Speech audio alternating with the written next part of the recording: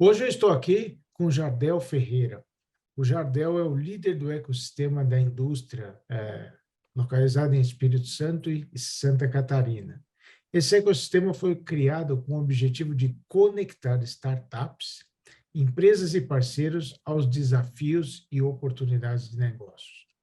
O programa funciona de forma colaborativa e a proposta é incentivar a criatividade e a cocriação, buscando viabilizar soluções inovadoras para a indústria, com impactos positivos para a sociedade. Jardel, muito obrigado por você estar aqui. Tenho certeza que nossa conversa vai ser fantástica para as pessoas que vão nos assistir. Muito obrigado a você pelo convite, é um prazer. E quando a gente abraça a inovação aberta e o ecossistema, a gente sabe que esse retorno, essa contribuição é, é muito importante para quem está envolvido, para conhecer e ter insights. Então, é um enorme prazer poder contribuir. Espero que, de alguma forma, e positivamente para os seus ouvintes aí. Muito legal. Deixa eu começar com uma pergunta que é bem desafiadora, né? Ou seja, quais são os desafios da indústria 4.0, na sua visão? Eu diria que a gente fala muito em transformação digital, mas eu gosto de falar de transformação cultural e digital. Tem uma visão na indústria que ela foge um pouco dos conceitos do que a gente ouve da escalabilidade exponencial que é presente nas empresas high-techs. A indústria ela se replica fazendo provas de conceito que são adequadas a casos e dados específicos daquela indústria, ainda que já solucionados dentro da própria empresa. Então, eu saio de um processo produtivo anterior e vou fazer a mesma previsibilidade de falhas, por exemplo, de uma manutenção, eu vou ter que adequar aqueles dados, aquela estrutura. Ele não é tão plug and play quanto abrir um Uber numa outra cidade. E esses desafios um pouco mais distantes fazem com que o interesse das startups por esse segmento seja menor e ele requeira líderes de startups um pouco mais maduros, que já tenham vivido um pouco mais a indústria para compreender essa característica. E isso diminui, então, o universo de empresas que a gente possa conectar, e no caso de especificamente de indie techs, né? Isso é um grande desafio. A indústria está sempre associada a um resultado de throughputs e fluxos de produção muito rigorosos, uma preocupação enorme com segurança e meio ambiente, e traz junto dela, então, uma visão de risco elevada. Então, há uma cultura protetiva mesmo de todos os seus processos que venham a fazer um processo talvez com maior aversão ao erro no primeiro momento, e você precisa fazer uma transformação cultural que compreenda que as provas de conceito não vão submeter os processos atuais aos riscos enquanto eu estou fazendo esses POCs, essas provas de conceito em bancadas ou em processos pilotos, e eu só vou avançar quando a gente tiver certeza. Mas esse fluxo de inovação, de mindset, ele requer um esforço muito grande, muito mais dentro da cultura do que o tecnológico digital. E você falou um ponto muito legal, né, que é a transformação cultural e digital. E eu sempre falo que a maior barreira é a cultural. Então, para as Exato. indústrias que têm sucesso, já que é uma, diria, não tão atrativas para as startups, né, esse ramo, né, essa indústria, como é que a gente tem sucesso, né? Como é que a gente vence essa barreira? É um universo grande de ações, mas talvez um começa pela liderança. É o exemplo deles que vai fazer é, a, a, a ousadia do próximo passo, né? Eu estou disposto a fazer isso, turma. Eu tô com vocês e a transformação, o nosso futuro depende desse processo e eu estou disposto a aceitar o risco da forma gerido, né? É gestão da inovação, portanto, não vai ser o risco pelo risco, né? Mas é a liderança fazendo esse prazo numa estrutura, na maioria das vezes, industriais mais hierarquizada ainda do que nas corporações tradicionais. A postura da liderança é essencial, é muito, muito importante. Ah, a outra visão é essa aproximação com o ecossistema da compreensão de quem nós somos. Eu costumo dizer que, especificamente no ramo que eu mais atuei, na siderurgia, é a Disneylândia da tecnologia. Você não vai ser só a montanha-russa da visão ou algum brinquedo que você vai se divertir especificamente na realidade aumentada ou na impressão 3D. Todas essas tecnologias estão presentes na indústria simultaneamente e você consegue conviver com esses processos que não vai ser exatamente o que você, enquanto empreendedor, vai fazer em uma startup. Geralmente você opta por um segmento tecnológico e vira expert naquilo, né? Nós exploramos e tentamos internalizar o melhor de todas essas tecnologias e mostrar que esse universo é também atrativo para tanto talentos quanto para startups compreenderem que aqui vai ser. Costumo dizer que a siderurgia tem tudo que o startupeiro quer: dor, dados e escala, né?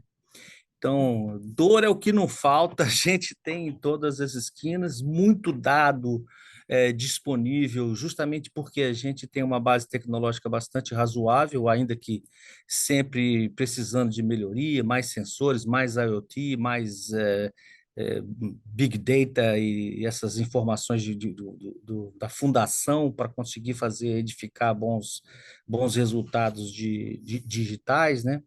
Mas do ponto de vista de desejos para uma startup, a indústria tem tudo: dados, dores e escala. No caso específico da ArcelorMittal, onde eu trabalhei tanto tempo, ela está presente não só no Brasil, com segmentos de planos e longos, em diversos estados, mas em 66 outros países, né? Então, a potencialidade, inclusive, de industrialização, isso é verdade também com a própria concorrência, você vai ver isso aí com os Minas, com Gerdau, para citar apenas algumas, que tem essa capacidade de, de expandir e até internacionalizar. Essa visão, essa aproximação de que a gente é mais distante. Eu acho que foi uma imagem que foi criada ao longo do tempo. Se você permite me alongar um pouquinho aqui, Claro,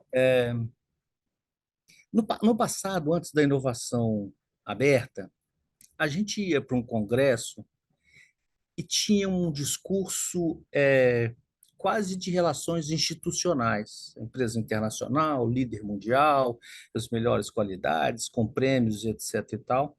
E você quase era o super-homem. A inovação aberta traz o discurso da Brené Brown, da vulnerabilidade. Cara, eu estou com uma dor, você está fazendo o quê? Você está usando aquela startup? Usa. Eu também tenho essa mesma solução, vamos fazer um desafio junto. Esse processo de tornar a vulnerabilidade um asset de quem é de fato seguro de si mesmo, confiante dos seus resultados e capaz de melhorar apenas na medida em que ele reconhece as oportunidades de melhoria, isso é muito estimulador para crescer. E quando o ecossistema compreende que aquele super-homem tirou a capa e vem conversar de diferente para diferente, porque não é para igual, mas as minhas qualidades podem te ajudar tanto quanto as suas vão me ajudar. E essa complementaridade é que faz a grande diferença. Então, por isso é que eu acho que isso estimula esse processo a crescer, estar presente no ecossistema muda a imagem e muda a proximidade, faz com que tanto a gente procure mais startups, como elas, por aquela empresa, eu tenho interesse de participar com eles, porque tem a mentalidade que faz sentido para mim. Que lições podemos aprender com o ecossistema de Israel? Sua visão. Rapaz, eu tive lá em 19, pouquinho antes da gente inaugurar o Lab. E foi interessante que eu mencionei com você que a gente estava montando a mobilização capixaba para inovação e fomos um grupo de talvez 35 pessoas de todos os stakeholders do ecossistema aí. E foi muito interessante a gente conhecer, porque esse lado pessoa abre portas demais de conexão quando você troca informações no almoço, no jantar, e esses aumenta muito a empatia dos processos. Então, só a viagem já vale a pena. Mas do ponto de vista de Israel, o que você consegue perceber é propósito comum em todo Israel. Halifax, Tel Aviv, Jerusalém, eles têm uma visão comum de país, o discurso é o mesmo, Legal, de hein? proximidade, dar soluções, de retribuir, de formar.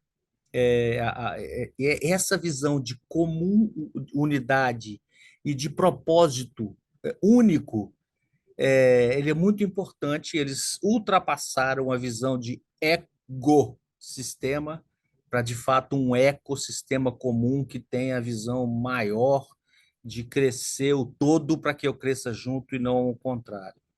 É a famosa teoria do U, né?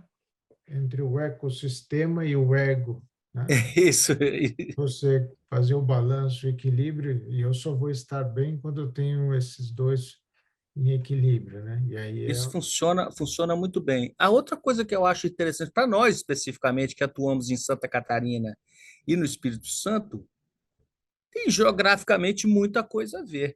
A gente é pequeno, a gente precisa exportar uma população pequena como a população de Israel, e essa visão de exportar, ainda que no nosso caso a exportação seja o próprio Brasil, e muitas das vezes, mas nós trouxemos para implantar a mobilização capixaba de inovação estruturas de conceitos de programa que nasceram dessa visão de não olhar apenas para dentro do Estado, crescer nessa visão de internacionalização, gerar competências em toda a estrutura, trabalhar nas suas vocações, do ponto de vista industrial, até que a aproximação com as soluções que Israel apresenta são menores do que poderiam, não é? São muito fortes em alimentação, em agricultura, militar, né? Mas do ponto de vista industrial, menos. Mas como modelo de organização de um ecossistema, é maravilhoso. Isso acontece também em Santa Catarina, ainda que Santa Catarina, na minha visão, seja talvez o mais robusto e modelo de gestão de ecossistema que o país tem. métricas ambientais, né? ESG, se fala muito, né? E a gente vê que o consumidor cada vez mais ele quer comprar da empresa que seja aderente às métricas, né, ambientais e tenha todo essa ideia ESG, né? Como é que você vê a indústria nessa transformação, né? Que a gente chama da indústria verde, né? Como é que você está vendo essa mudança e esse ecossistema tem suportado soluções que tragam essa visão verde ou ESG? O moto do programa, o propósito do programa do Inove-se, acho que explica um pouco isso. É uma expressão em inglês que eu vou trabalhar um pouquinho aqui. I am real. Eu sou real. Mas o R é resultado. me traz resultados porque é alinhado com a estratégia. Mas o E é de ético, não é de qualquer preço. É um E sustentável, é um E maior do que compliance. É ético mesmo para fazer as coisas da melhor forma possível.